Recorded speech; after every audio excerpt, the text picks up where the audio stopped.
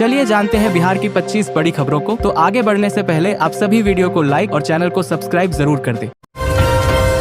प्रधानमंत्री नरेंद्र मोदी का बिहार दौरा एक बार फिर तय हो गया है। वे 22 अगस्त शुक्रवार को गया जिले के पाली गांव बेलागंज विधानसभा क्षेत्र में एक बड़ी जनसभा को संबोधित करेंगे। इस कार्यक्रम में मुख्यमंत्री नीतीश कुमार भी मौजूद रहेंगे। डिप्टी सीएम सम्राट चौधरी ने बुधवार को इसकी जानकारी दी। पीएम मोदी इस दौरान राज्य को कई बड़ी सौगातें भी देंगे। सभा की तैयारियों में सरकार और प्रशासन के अधिकारी पूरी तरह जुटे हैं और जल्द ही स्थान की आधिकारिक घोषणा हो सकती है। इससे पहले मोदी जी जुलाई में मोतिहारी, जून में सिवान, मई में विक्रमगंज और अप्रैल में झंझारपुर में जनसभाएं कर चुके हैं। मोतिहारी में उन्होंने 72,000 करोड़ की परियोजनाएं लॉन्च की थी और 4 अमृत भारत एक्सप्रेस ट्रेनों को हरी झंडी भी दिखाई थी। माना जा रहा है कि अक्टूबर-नवंबर में संभावित विधानसभा चुनावों के चलते उनके दौरे लगातार हो रहे हैं।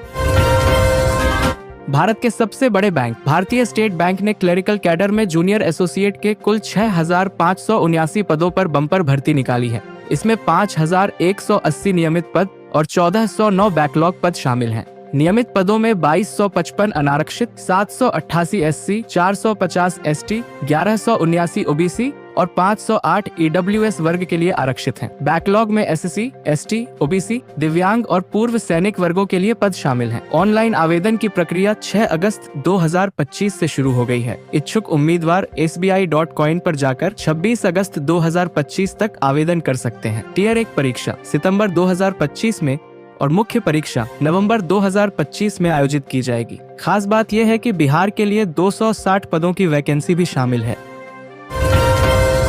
अगर आप 12वीं या ग्रेजुएशन के बाद सरकारी नौकरी की तैयारी कर रहे हैं तो आपके लिए खुशखबरी है। बिहार कर्मचारी चयन आयोग ने संयुक्त स्नातक स्तर CGL परीक्षा 2025 के लिए नोटिफिकेशन जारी कर दिया है। इस भर्ती के तहत कुल 1481 पदों पर भर्तियां की जाएंगी। इच्छुक और योग्य उम्मीदवार 18 अगस्त 2025 से आवेदन कर सकते हैं और आवेदन की अंतिम तिथि 17 सितंबर 2025 है। उम्मीदवारों को किसी मान्यता प्राप्त विश्वविद्यालय से स्नातक डिग्री होना जरूरी है। इसमें सहायक शाखा अधिकारी, planning assistant, junior statistical assistant, data entry operator, audit सहायक, सहकारी समिति जैसे विभिन्न पदों पर भर्ती की जाएगी। आवेदन के लिए अभ्यर्थी bssc.bihar.gov.in वेबसाइट पर जाकर ऑनलाइन फॉर्म भर सकते हैं। रजिस्ट्रेशन फीस जमा करने की अंतिम तिथि भी 17 सितंबर 2025 ही है। सरकारी नौकरी की चाह रखने वालों के लिए यह एक सुनहरा मौका है जिसे हाथ से नहीं जाने देना चाहिए।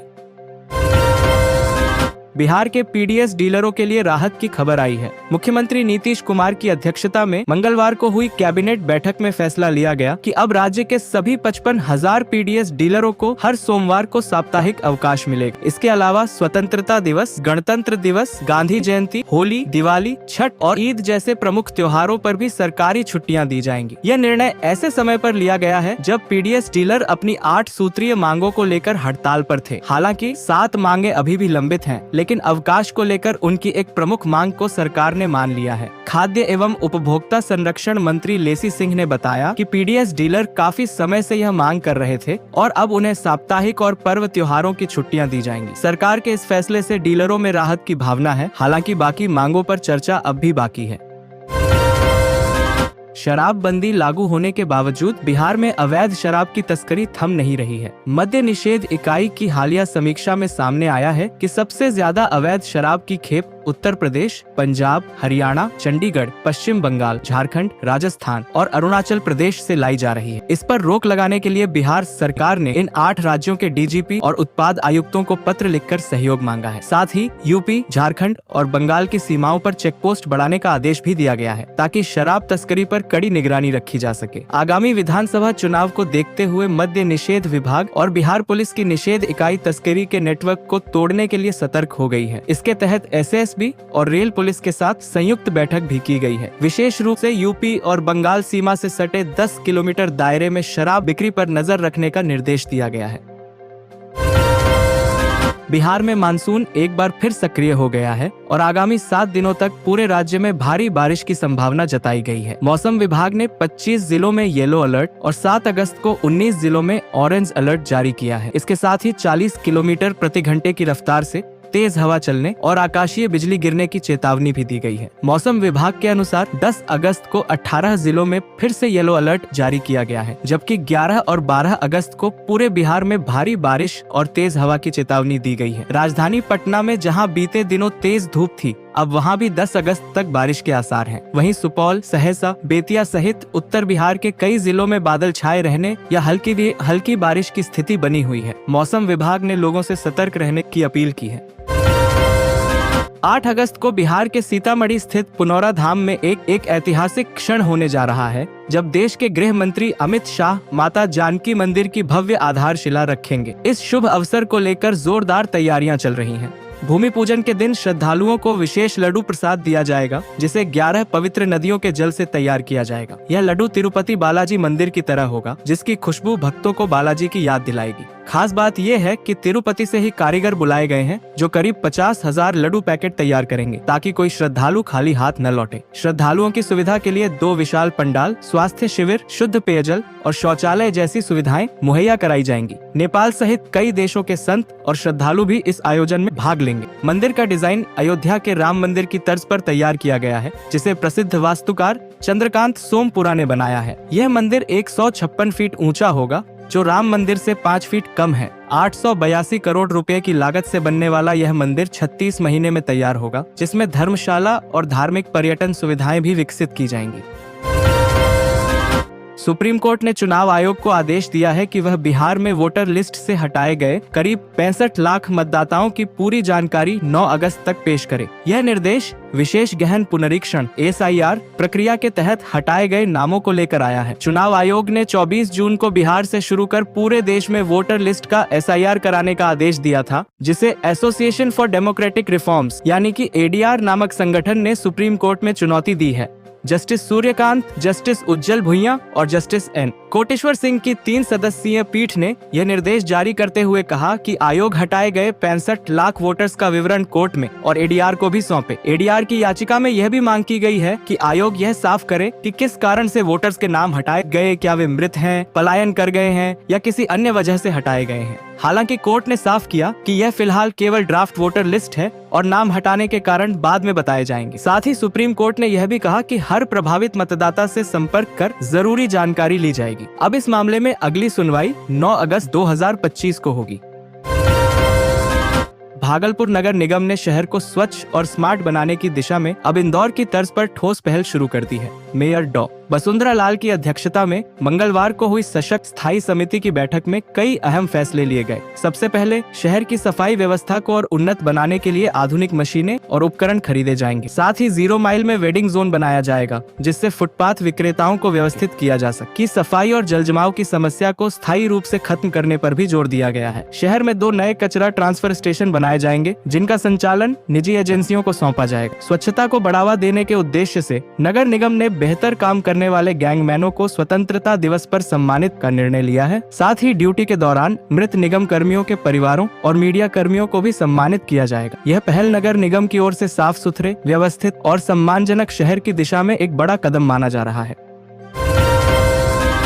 बिहार के खगड़िया जिले में गंगा और बूढ़ी गंडक नदियों का जल स्तर खतरे के निशान से ऊपर पहुंच गया है, जिससे इलाके में बाढ़ जैसे हालात बन गए हैं। गंगा नदी 1.31 मीटर और बूढ़ी गंडक 81 सेंटीमीटर ऊपर बह रही है, जिससे करीब 1 दर्जन पंचायतों के निचले इलाकों में बाढ़ का पानी तेजी से फैल रहा है। खासकर सदर प्रखंड की रहीमपुर दक्षिणी पंचायत के मत्थार, बरखंडी टोला, जंगली टोला जैसे इलाकों में तेजी से पानी भर रहा है। खेतों में लगी खरीफ फसल पूरी तरह डूब चुकी है, जिससे किसानों को भारी नुकसान हुआ है। आवागमन बुरी तरह प्रभावित हो गया है और लोग 4 से 5 फीट गहरे पानी से होकर गुजरने को मजबूर हैं। कई परिवार अपने मवेशियों को लेकर ऊंचे स्थानों पर शरण ले रहे हैं। जिला प्रशासन ने राहत कार्यों के लिए 18 नावों की व्यवस्था की है। DPRO ने बताया कि नावों के जरिए लोगों को सुरक्षित स्थानों तक पहुंचाया जा रहा है। अभी तक ज्यादा आबादी वाले क्षेत्रों में पानी नहीं घुसा है, लेकिन प्रशासन स्थिति पर लगातार नजर बनाए हुए है। प्रशासन की ओर से सतर्कता बरती जा रही है ताकि किसी भी आपात स्थिति से निपटा जा सके।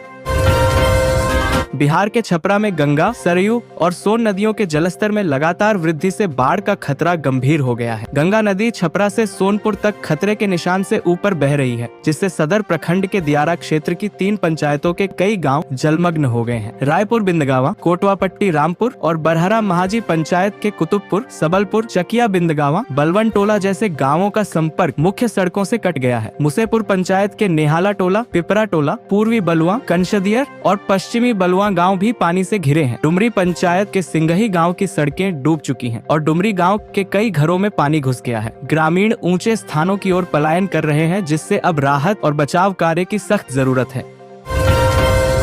मुख्यमंत्री नीतीश कुमार ने पटना के ऐतिहासिक बांस घाट इलाके में Bihar Gaurav Udyan waste to wonder theme park का शिलान्यास किया। यह पार्क देश के पहले राष्ट्रपति डॉर्शी राजेंद्र प्रसाद की स्मृति को समर्पित होगा, जिसमें उनकी 65 फीट ऊंची प्रतिमा लगाई जाएगी। इस अवसर पर उप मुख्यमंत्री सम्राट चौधरी, मंत्री नितिन नवीन, नगर विकास मंत्री जीवेश मिश्रा सहित कई मंत्री और अधिकारी मौजूद रहे। यह थीम पार्क करीब 10 एकड़ भूमि पर बनेगा और इसकी अनुमानित लागत 15 करोड़ रुपए है। खास बात यह है कि पार्क में ठोस कचरे यानी वेस्ट मटेरियल से सुंदर और कलात्मक मूर्तियां और ढांचे बनाए जाएंगे। यहाँ बिहार की कला, संस्कृति, इतिहास और प्रसिद्ध हस्तियों को दर्शाने वाली चीजें लगाई जाएंगी। इस परियोजना का उद्देश्य न केवल सौंदर्य बढ़ाना है, बल्कि लोगों में स्वच्छता, पर्यावरण संरक्षण और बिहार की विरासत के प्रति जागरूकता भी फैलाना है।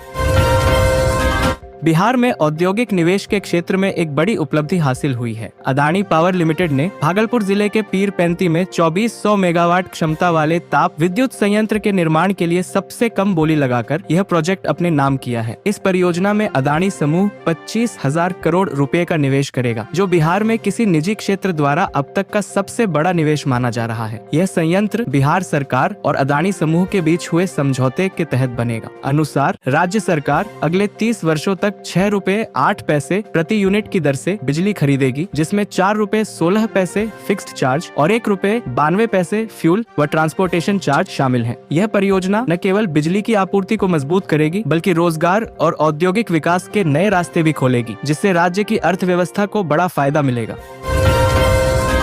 बिहार सरकार ने राज्य में करीब 17,927 ग्रामीण सड़कों के निर्माण के लिए महत्वाकांक्षी योजना की घोषणा की है। इन सड़कों के पूर्ण निर्माण के लिए 2 चरणों में कालीकरण किया जाएगा। इससे न केवल ग्रामीण क्षेत्रों में आवागमन मजबूत होगा, बल्कि क्षेत्रीय व्यापार, स्कूल और स्वास्थ्य सेवाओं तक पहुंच आसान होगी। सड़क निर्माण में स्थानीय श्रमिकों को रोजगार देने की प्राथमिकता तय की गई है। परियोजना पूरा होने के बाद ग्रामीण बिहार की कनेक्टिविटी में ऐतिहासिक सुधार की संभावना जताई जा रही है। बिहार में मुख्यमंत्री चौर योजना से किसानों और ग्रामीणों की आजीविका को बढ़ावा देने के लिए सरकार ने बड़ी घोषणा की है। इस योजना के तहत किसानों को मछली पालन, बागवानी तथा जल कृषि के लिए 5 करोड़ रुपए तक का अनुदान मिलेगा। आवेदन की अंतिम तिथि 31 अगस्त है। दूसरी ओर ग्रामीण ढांचागत विकास के तहत लगभग 17,900 नई सड़कों के पूर्ण निर्माण की योजना बनाई गई है, जिसमें 2 बार सड़कों का कालीकरण भी किया जाएगा। सरकार का उद्देश्य जल सीमा क्षेत्रों में रोजगार के अवसर बढ़ाना और ग्रामीण जीवन को सुगम बनाना है। इन परियोजनाओं के लिए प्रशासन युद्ध स्तर पर काम कर रहा है, ताकि किसानों और जनता को समय रहते लाभ मिल सके। राज्य में सामाजिक और आर्थिक सशक्तिकरण के यह नए कदम माने जा रहे हैं। बिहार में विधानसभा चुनाव नजदीक आ रहे हैं और सभी राजनीतिक दल जोर शोर से तैयारियों में जुट गए हैं। एनडीए और महागठबंधन दोनों अपनी जमीनी पकड़ मजबूत करने की कोशिश कर रहे हैं। भाजपा समेत सभी दल लगातार सर्वे करवा रहे हैं, जिससे वोटरों की पसंद, जातीय समीकरण, सरकार के कामकाज और संभावित उम्मीदवारों को लेकर फीडबैक लिया जा रहा है। इन रिपोर्ट्स के आधार पर रणनीति तैयार की जा रही है। प्रशांत किशोर भी चुनावी मैदान में सक्रिय नजर आ रहे हैं। अक्टूबर नवम्बर में चुनाव संभावित है और सितम्बर में आचार संहिता लगने की संभावना है। भाजपा के आंतरिक सर्वे में एनडीए को बढ़त दिखाई गई है। हालांकि मुकाबला काफी कड़ा बताया जा रहा है। सूत्रों के मुताबिक एनडीए को फिर से सरकार बनाने की संभावना जताई गई है, लेकिन इस बार अंतर बहुत ज्यादा नहीं रहेगा। बिहार के गया जिले में पर्यावरण संरक्षण और हरियाली को बढ़ावा देने के उद्देश्य से बोधगया में हरित बिहार पार्क का उद्घाटन किया गया है। यह पार्क लगभग 5 एकड़ क्षेत्र में फैला हुआ है और अब आम जनता के लिए खोल दिया गया है। हरित बिहार पार्क को खास तौर पर पर्यावरण शिक्षा, जैव विविधता के संरक्षण और स्वच्छता को बढ़ावा देने के लिए विकसित किया गया है। इसमें बच्चों के खेलने के लिए आधुनिक झूले, cycling track, meditation zone, walking trail और खूबसूरत फूलों और पौधों की आकर्षक व्यवस्था की गई है। यह पार्क स्थानीय लोगों के लिए सुकून भरी जगह बनकर उभरेगा और साथ ही पर्यटकों के आकर्षण का केंद्र भी बनेगा। उद्घाटन के मौके पर जिले के अधिकारी और स्थानीय लोग बड़ी संख्या में मौजूद थे। सरकार का उद्देश्य है कि इस तरह के और पार्क राज्य के अन्य जिलों में भी बनाए जाएं, ताकि पर्यावरण को सुरक्षित रखा जा सके।